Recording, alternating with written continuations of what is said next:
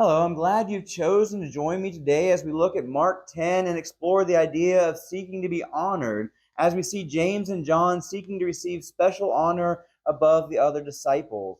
We're going to begin just prior to this with something Jesus told his disciples in Mark chapter 10, verses 32 through 34. And they were on the road going up to Jerusalem, and Jesus was walking ahead of them.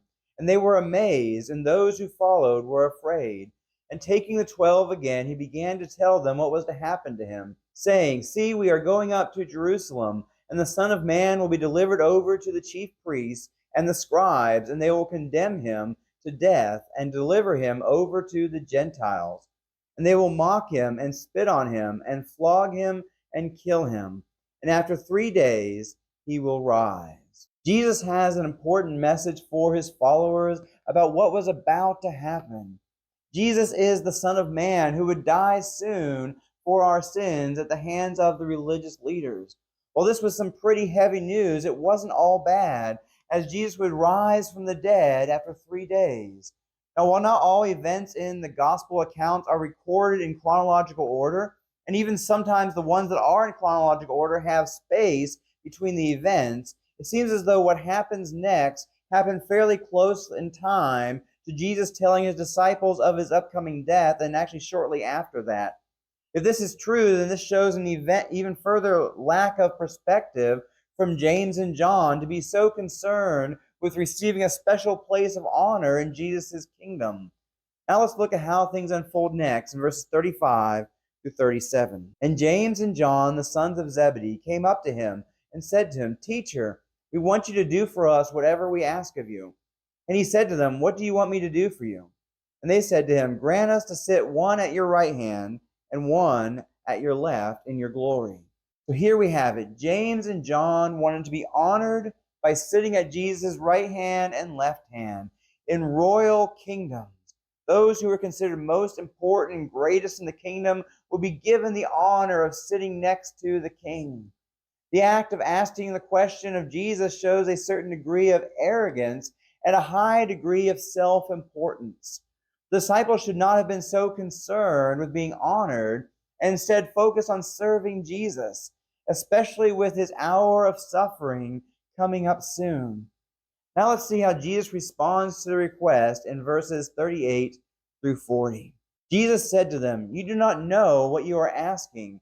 Are you able to drink the cup that I drink, or to be baptized with the baptism with which I am baptized? And they said to him, We are able. And Jesus said to them, The cup that I drink you will drink, and with the baptism with which I am baptized you will be baptized. But to sit at my right hand or at my left is not mine to grant, but is for those for whom it has been prepared. First of all, what is meant by the baptism with which I am baptized? Jesus is referring to the suffering he is about to undergo, and he is asking them if they can handle such a degree of persecution and suffering as he is going to face. I don't think James and John really understood what Jesus meant by this baptism they agreed to be able to face. And they tell Jesus that they can handle it, basically signing up to endure great suffering.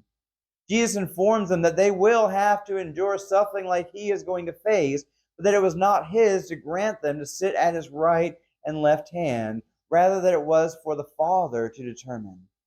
Ultimately, I do not think Jesus would have granted them this request due to the spirit of asking for this was out of line with what Jesus taught. In fact, he is going to have something more to say about this attitude that James and John exhibited. Let's keep reading in verses 41 through 45. And when the 10 heard it, they began to be indignant at James and John.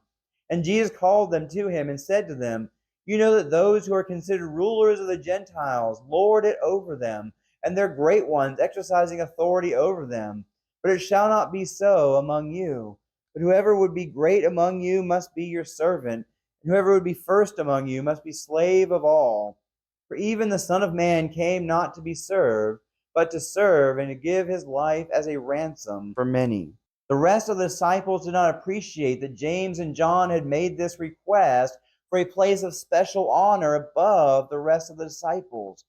Jesus takes this as a teachable moment and teaches them about what being a true leader in Jesus' kingdom is all about.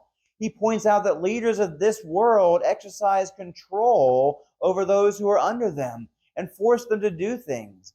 But this is not the godly leadership that Jesus calls his followers to seek to exercise. He says greatness in his kingdom is demonstrated through being a servant to others rather than trying to control others and be the boss. A good leader leads by example and will serve in whatever way is needed rather than just command others and watch others serve. I remember the story being told once of a man who was up for an interview for a promotion. There was a district manager who was coming to do the interview. And this district manager saw that man refusing to do a task and indicating that such a task was beneath him prior to this interview. Needless to say, the district manager was not impressed, and the guy did not get the promotion. If we truly want to be leaders, we need to be willing to serve and lead by example rather than try to boss others around. And we should not see certain tasks as beneath us. Even Jesus, the Lord and Master, washed his followers' feet, and he encourages us to follow his example of servant leadership if we truly desire to be great. Also, instead of seeking to be first, we should be content with letting others be first. And instead of seeking glory and honor for ourselves, we ought to seek to honor others and not care about the spotlight. True greatness is not about hogging the spotlight, but rather about encouraging others and putting others first. So let's not be concerned with being honored or lifted up, but rather humble ourselves. And at the appropriate time and in the appropriate way, God will lift us up.